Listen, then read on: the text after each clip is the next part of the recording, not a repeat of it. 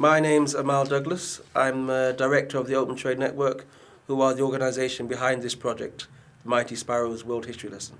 Yeah. Okay, what was the inspiration behind the project?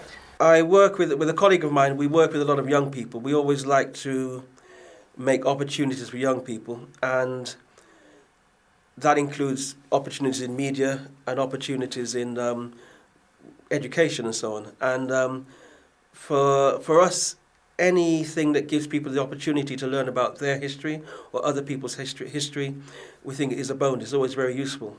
So the ability or the chance to combine both of those things in a project was really too good to miss. Okay. Do you have a particular role, or do you delegate everything? I think we try to empower young people as much as possible through the project, to do the interviewing, to do the research, to do the website and so on.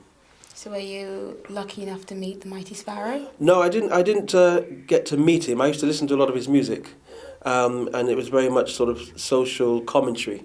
A lot of calypso music is like that, and it was very much like that. So, and he was really sort of the grand master of calypso music. So, if you listen to calypso music, you would know the Mighty Sparow.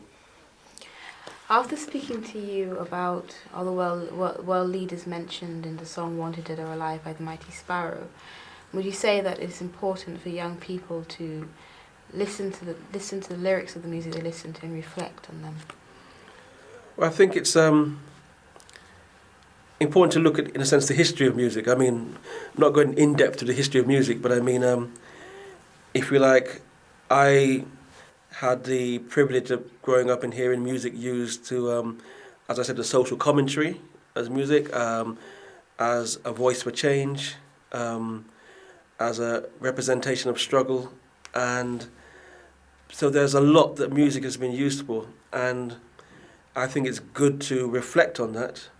I think it's good to reflect on the efforts and the circumstances that produced that kind of music, whether it be calypso, whether it be reggae, whether it be blues, whether it be folk music of all descriptions. There are usually great messages in them, and I think it's important to get back to that, using music for that, for one thing, and understanding when music is used for that, actually being able to reflect on that and get the message, if there is a good message to get. And I hope that comes out through the project. And I hope that it inspires people to actually look, behind where music is coming from and see what it really means. I mean, I remember someone saying that one of the best Vietnam protest songs was actually one by a reggae singer, Jamaican reggae singer called Jimmy Cliff. So you see, we didn't have any connection to that point, to Vietnam in that sense. But so people also represent other people's struggles through music. People offer their support to other people through music. So in that sense, you hope that through the project, there will be this legacy of, reclaiming music, producing, meaningful music, and recognizing good music.